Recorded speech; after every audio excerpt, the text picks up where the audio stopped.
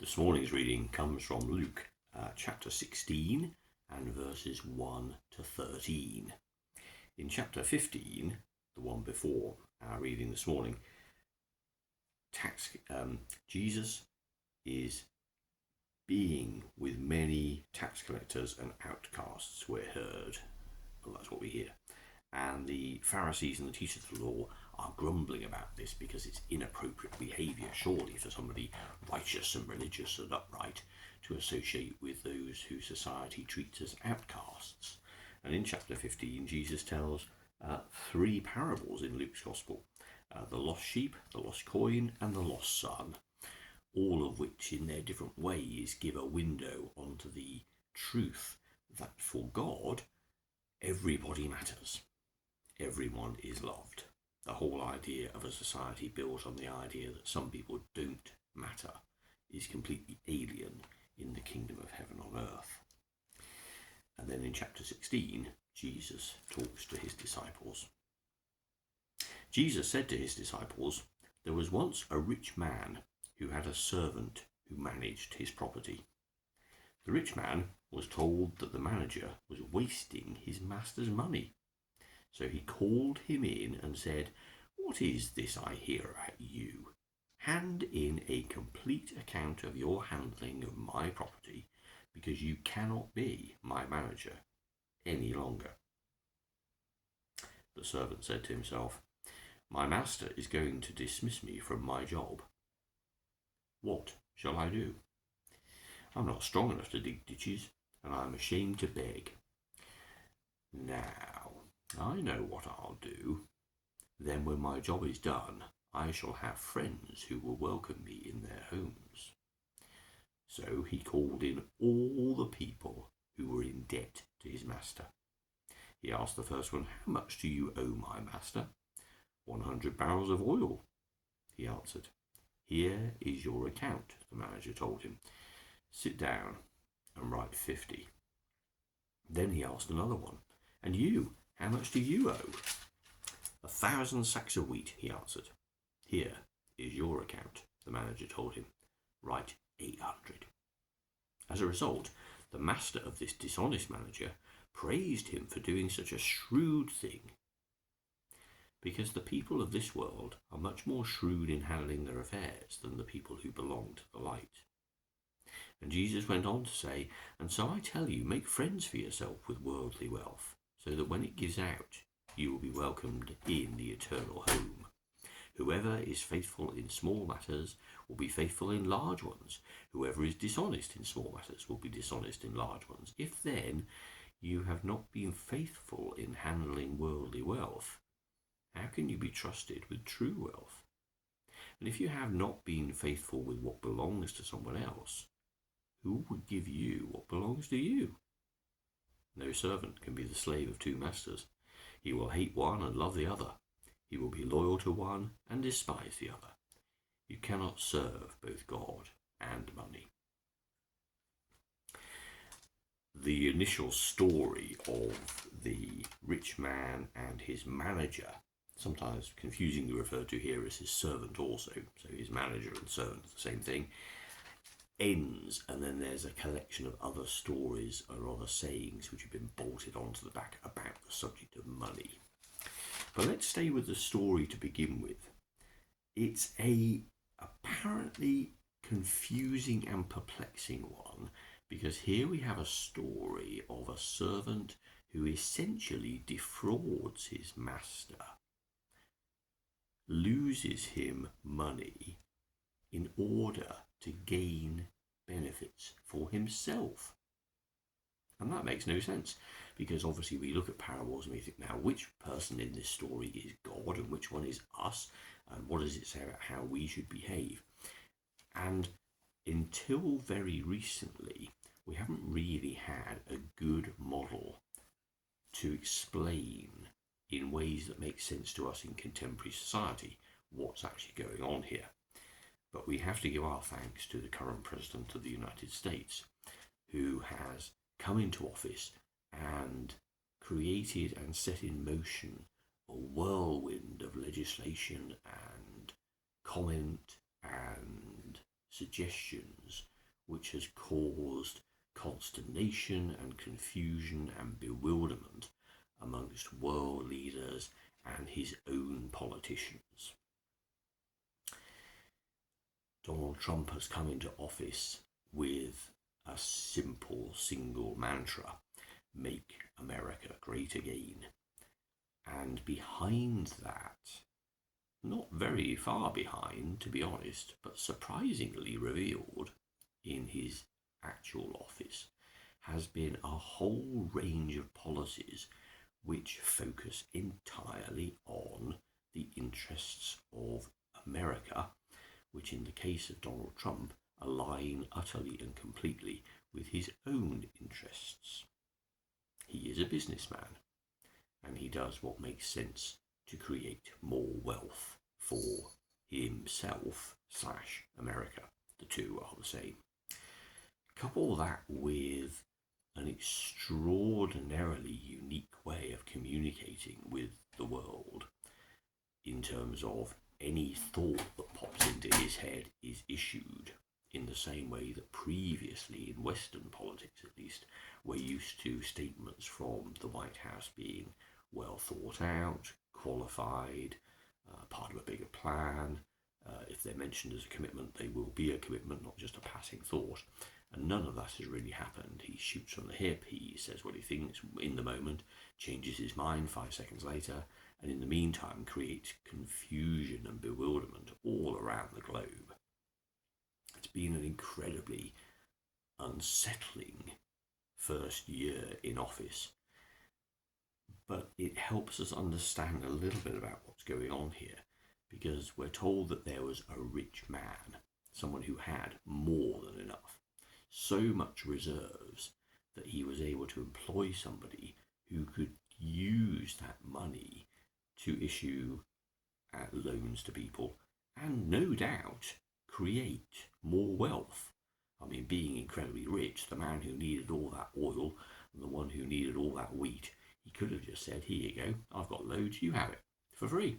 He could have said that, but presumably he didn't. He lent people the money and presumably expected more than the money back. This is how to make money make more money. And that was the job of the servant or the manager in our story.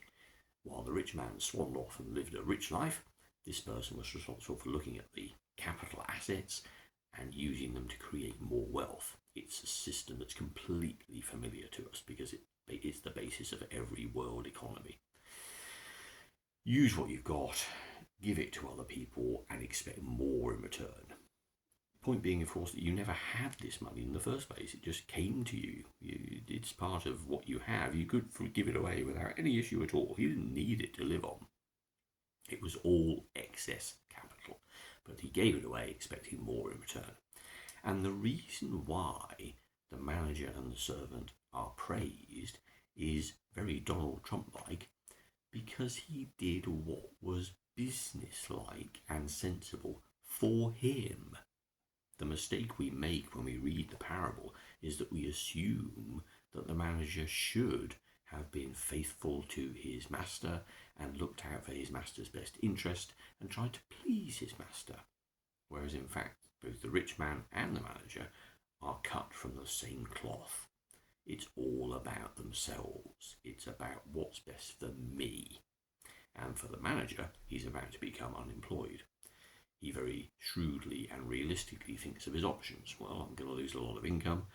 I could take on a menial job. I could beg on the streets, but that's about it, really. So I will use the power that I've got, because I'm still the manager, haven't been sacked yet, to create good relationships with other people so they'll do me a favour in return. The fact that he's getting this emotional benefit, the fact that he's making friends with these debtors so that they will be kind to him when he's unemployed, is an irrelevance. The point here is that he was totally and utterly focused on doing something that would make his life better. And that's why the rich man praised him, because that's how the rich man lives too. And presumably whether he lost 50 barrels of oil and 200 barrels of wheat was irrelevant because it was just money, it's just stuff, and he can make some more of it. And that's what Jesus says. Both these people are single-mindedly focused on achieving the best for themselves with money.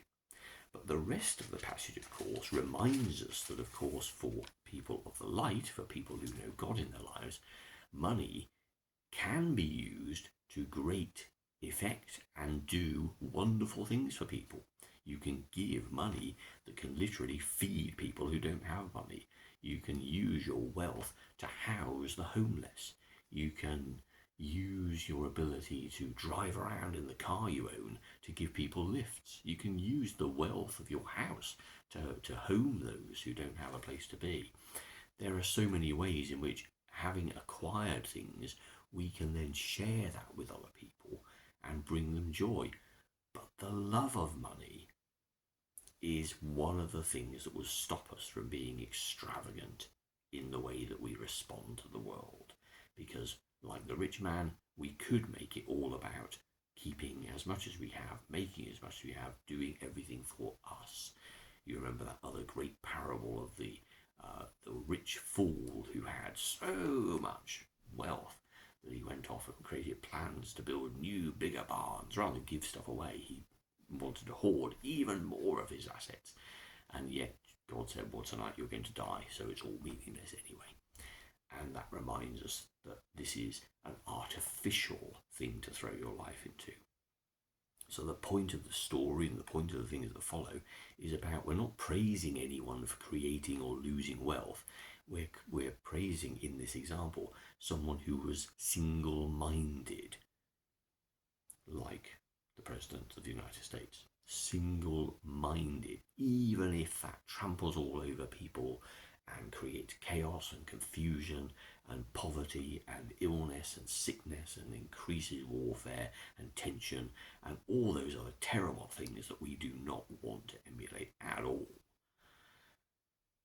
But we're not called to emulate them, but we are called to be single-minded. What you and I have been entrusted with, if God is in our hearts, is a true and profound feeling, an assurance, a conviction that we and all people in the world are loved by the God who made them, that everybody matters and everyone deserves to be respected and upheld and cared for and loved. And this is our mission.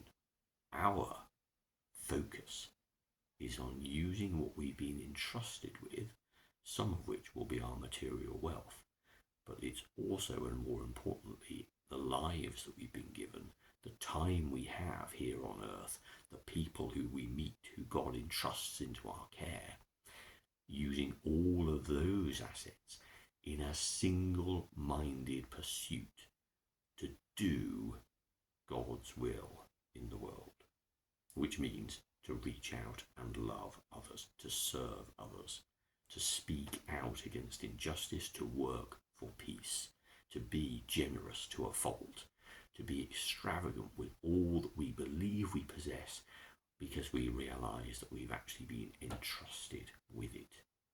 And it is our calling, it is our conviction, it is our mission to make God great again. Because through all the things that we can do with the things that God has entrusted into our care, we can signpost God. When we do things for people, we are clear that we are motivated because this is what matters to us. This person matters because God loves them just as much as God loves us. We are brothers and sisters all around the world, and everybody matters.